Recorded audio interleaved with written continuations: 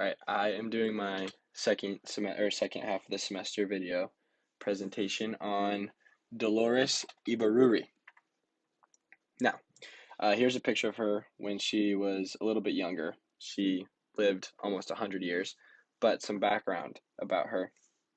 Her full name is Isadora Dolores Ibarruri Gomez, and she was born on December 9th, 1895 in Galorta, however it is pronounced, Spain.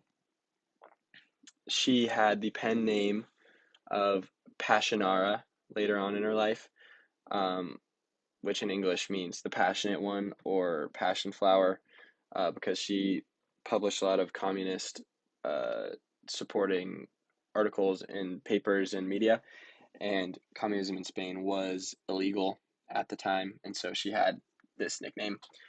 She was the eighth child born in a family in a lower middle class, a little bit poorer Catholic family. Her father was a miner, and so she did not admire the role that women played in that life very much. She was fairly educated. She went to school until the age of 15.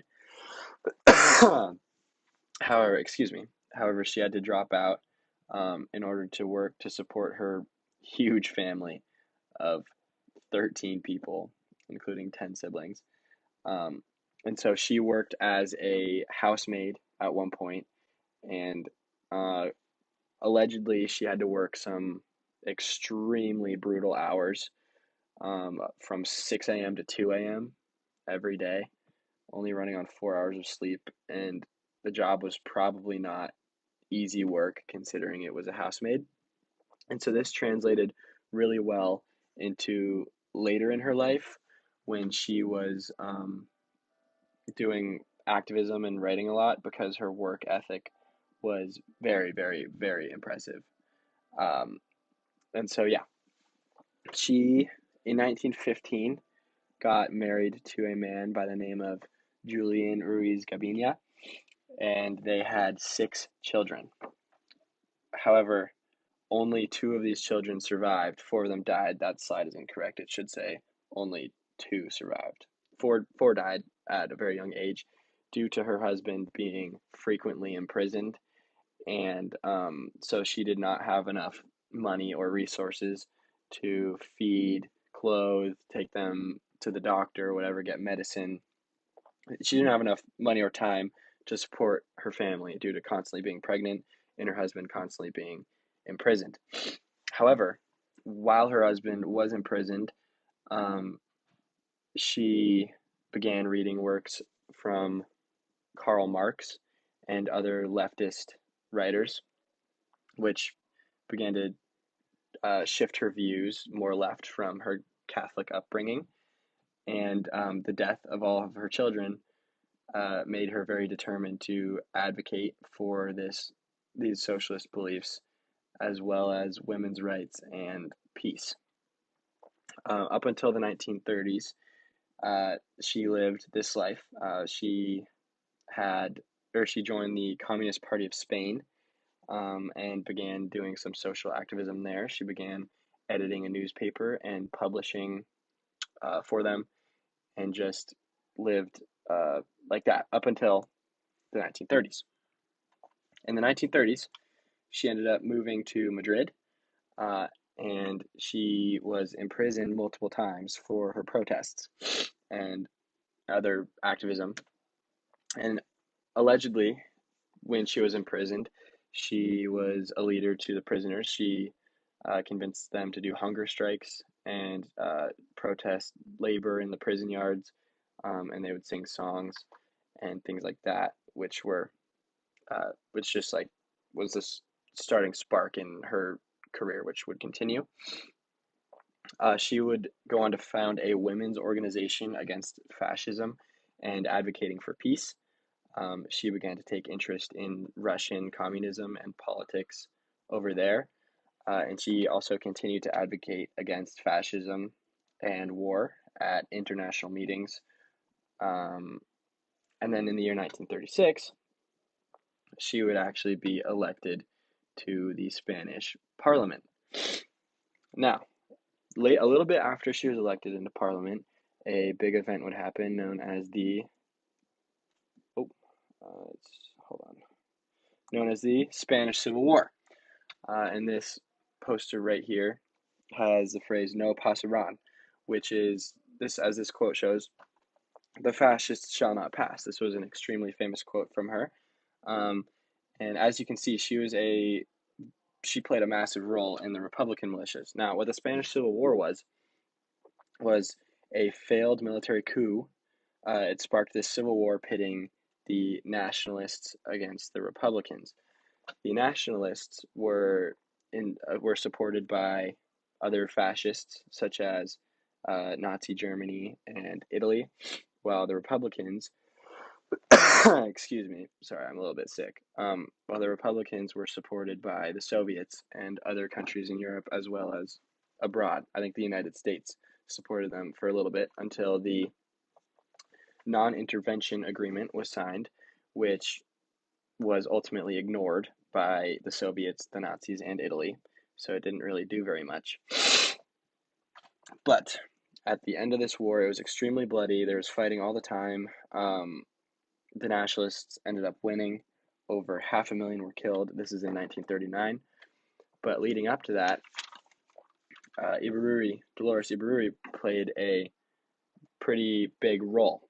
She was seen as a mother figure, and it was incredibly inspiring due to the rarity of a woman in politics at this time, as well as she gave a lot of speeches over radio and apparently sometimes like to the soldiers on the front lines, which were very inspiring to them in support of the republic.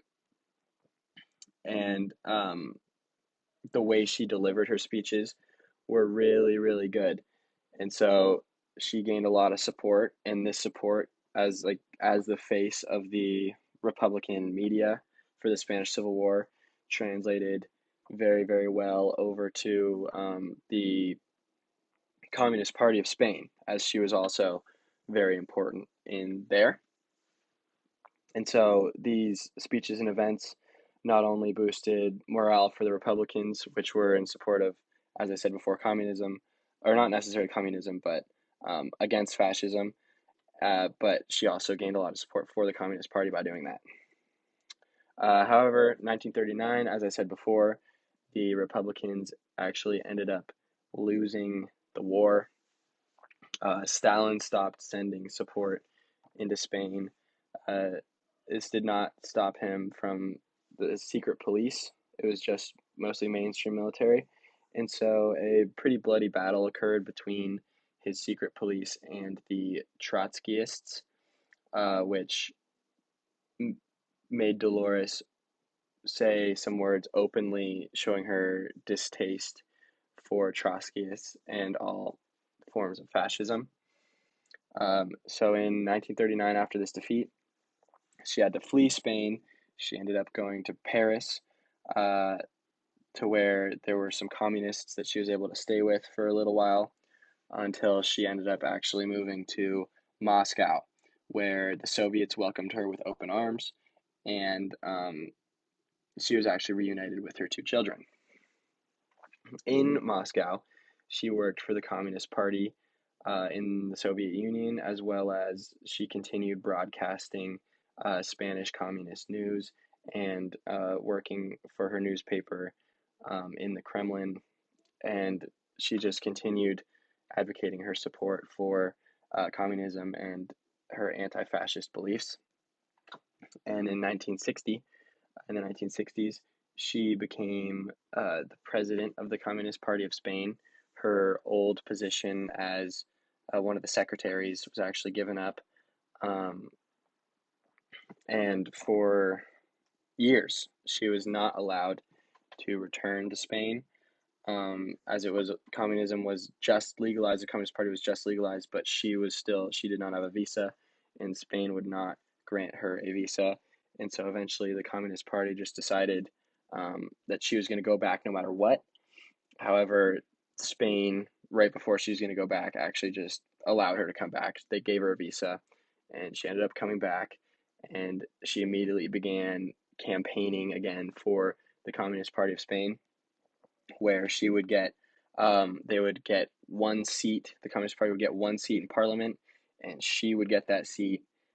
But she was super duper old at this time and had a lot of bad health and some health incidents.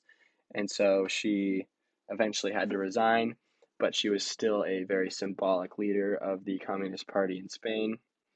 And she just played a major role in their politics and was very important. So, yeah, these are my sources, and that is all.